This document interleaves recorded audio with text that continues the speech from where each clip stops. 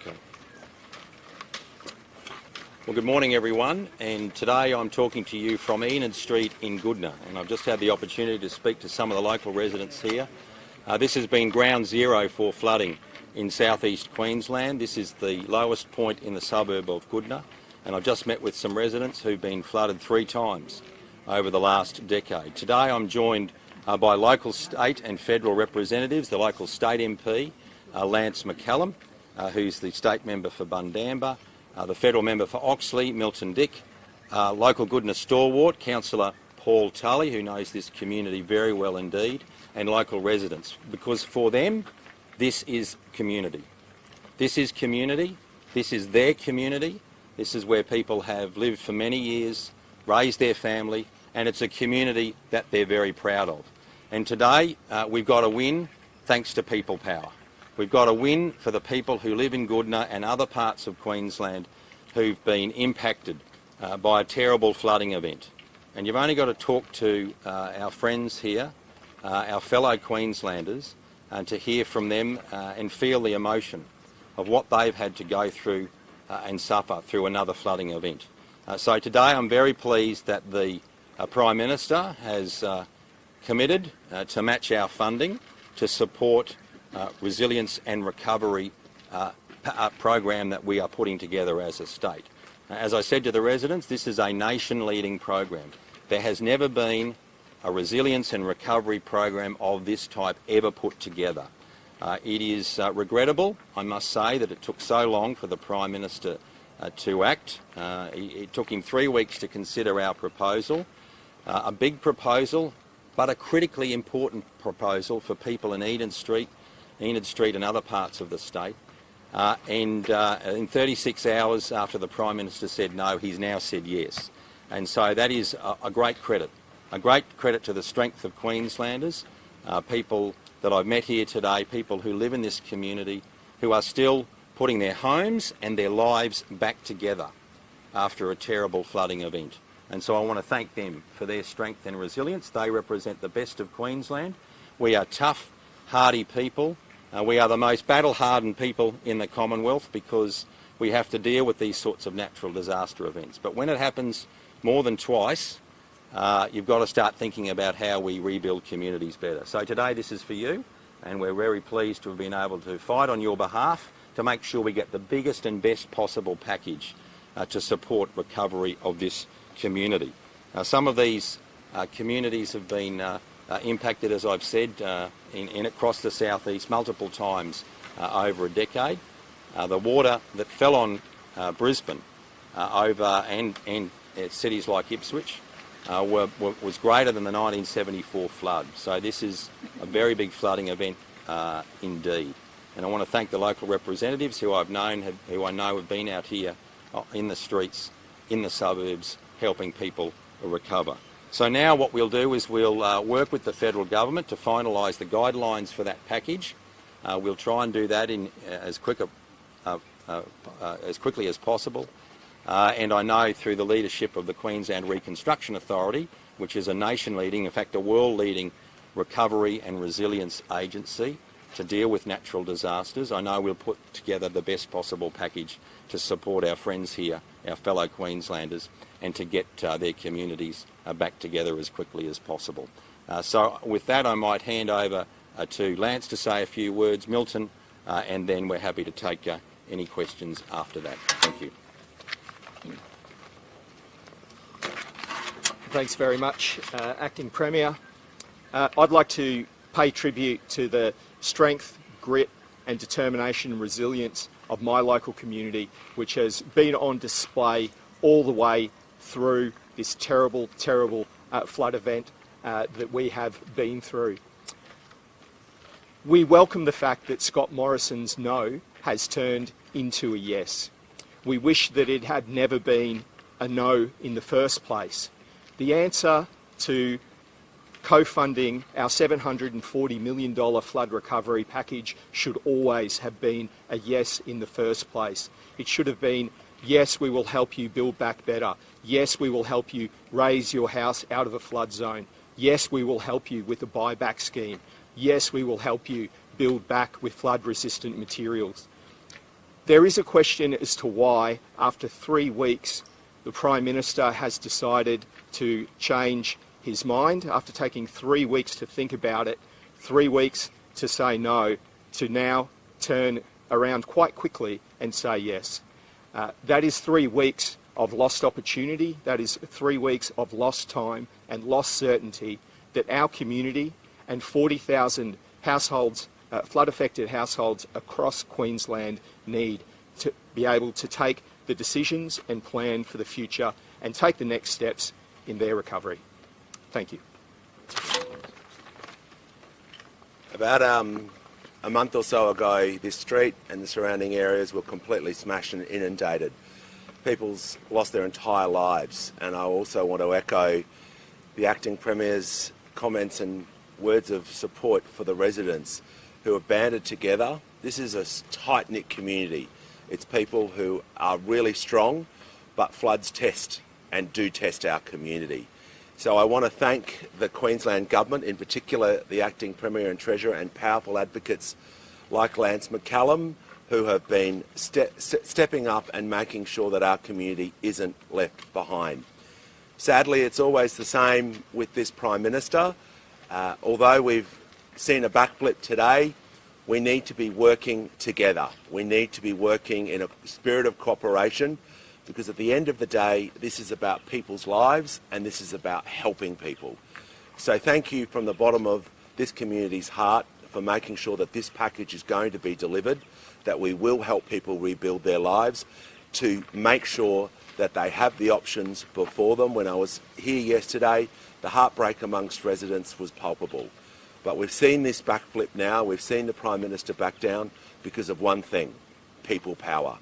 Queenslanders have delivered this package, and I'm so pleased now to see that local residents here in one of the worst affected flooded electorates in Queensland will now get the justice and support that they deserve. Thanks, Milton. Well said. Okay, happy to take questions on that. Ground zero, so I mean, how many homes do you think would qualify for this program? Well, we'll work through that, but obviously there are a number of elements to the program. So that's building homes back in a more resilient, flood-resilient fashion. So for some homes, that might be raising the home. For other homes, it might be making them more flood-resilient by designing the renovation to the home, or the building materials that are used, using different building materials to help them. And for some people, working respectfully and in cooperation, they may wish to relocate. So, the Prime Minister's made it clear the package will be capped, but we will work within that envelope. That is a lot of money, $741 million, to work through with these communities. So there'll be hundreds of people that will be assisted by this, and that's the right thing to do, to support them. There's never been a package like this ever put together in Australian history, but we know what we need to do in Queensland. We've had this experience before. We're relying on one of the world's best disaster resilience and recovery agencies to help us design it, and they've had 10 years of experience now, which they'll now bring together to put together the best possible package for people here in Goodna and across the southeast in particular. And how long enough for everyone, or is it likely that some people will still miss out? Well, we work through that. Obviously we want to deal with the most flood damaged and flood impacted homes and communities first, and that's only sensible. And that's what Queenslanders would expect. That's the best investment we can make. People who've been impacted 2 or 3 times, obviously we want to help them first, but we'll work through that design, and the guidelines will be designed in conjunction with the federal government. They're putting money into too, and so we will work with them. And how soon could work start?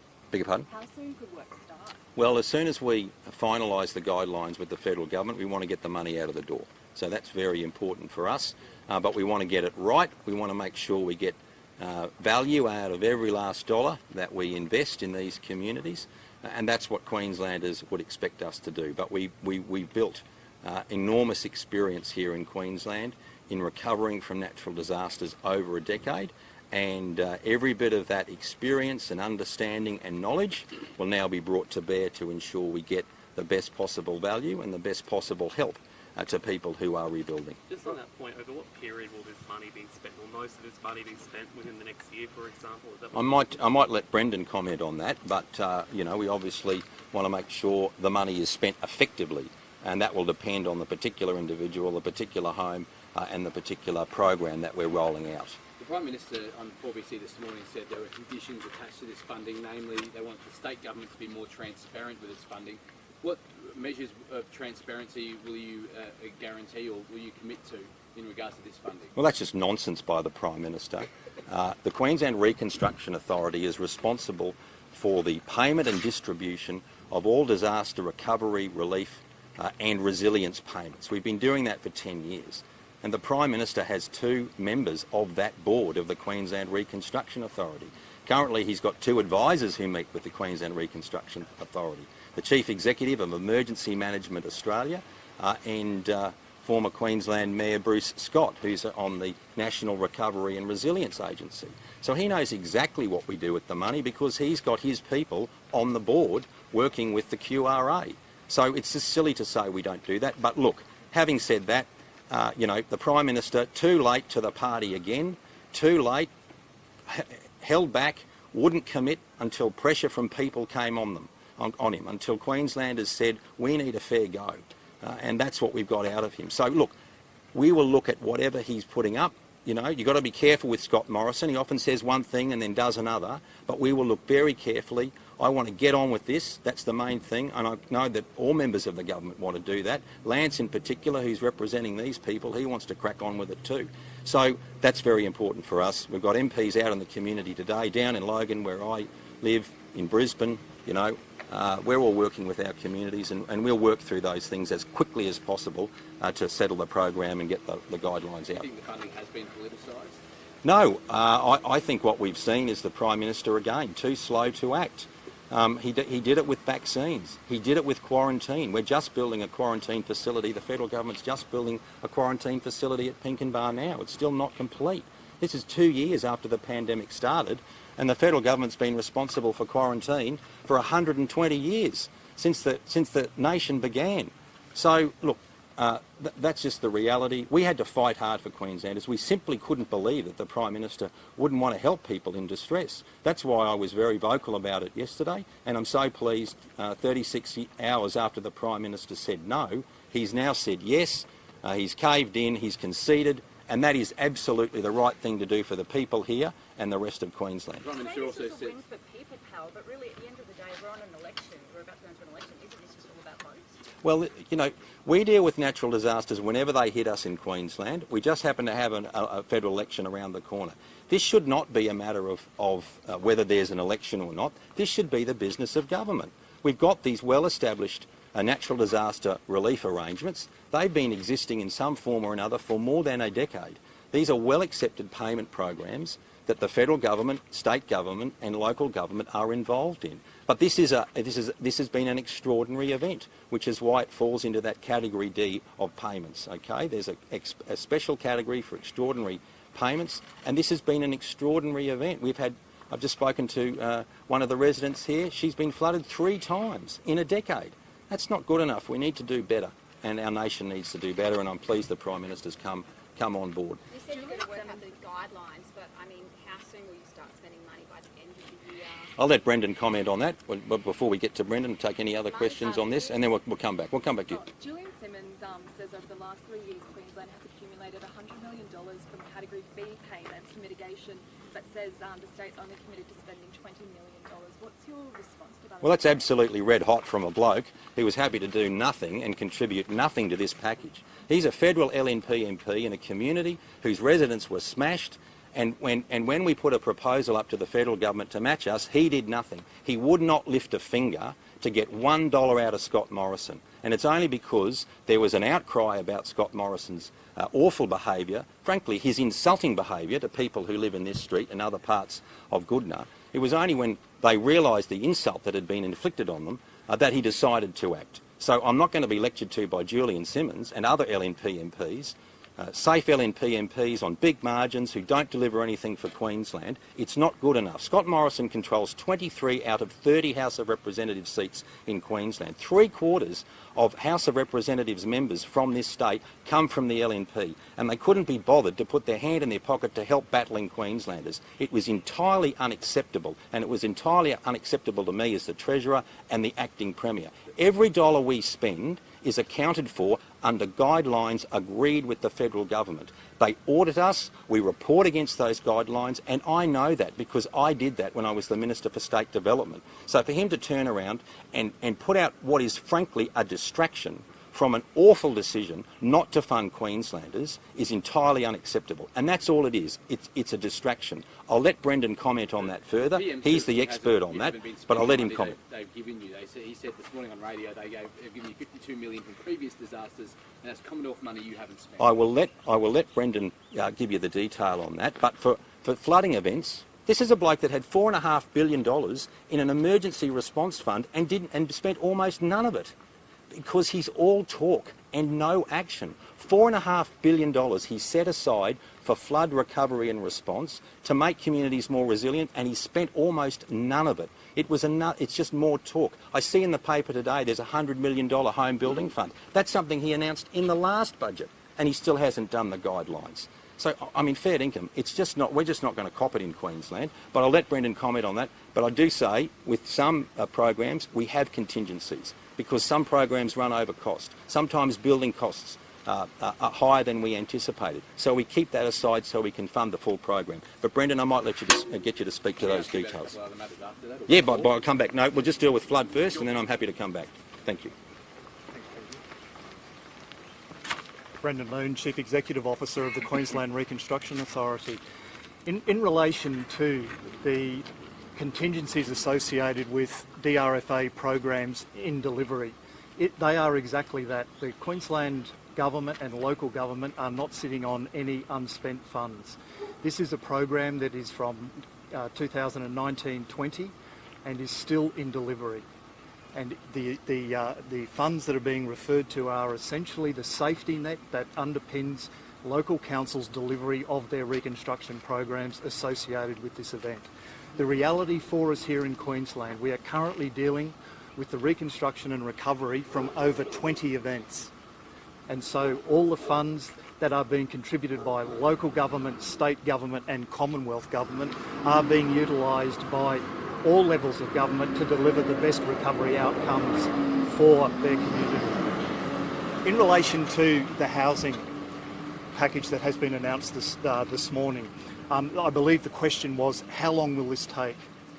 So we do know that there are some 7,800 homes that had some form of water impact as a result of this event. 4,000 of those, we estimate, are uninhabitable, and we have residents here who are experiencing exactly that.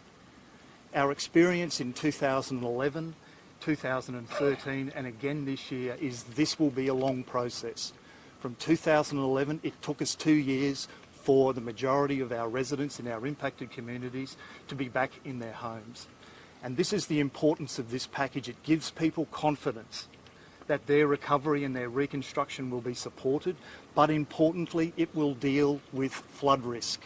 The risk of living on the floodplain, which most Australian capital cities reside on as well. We must do more to manage flood risk, and this is an ideal opportunity in which to do that.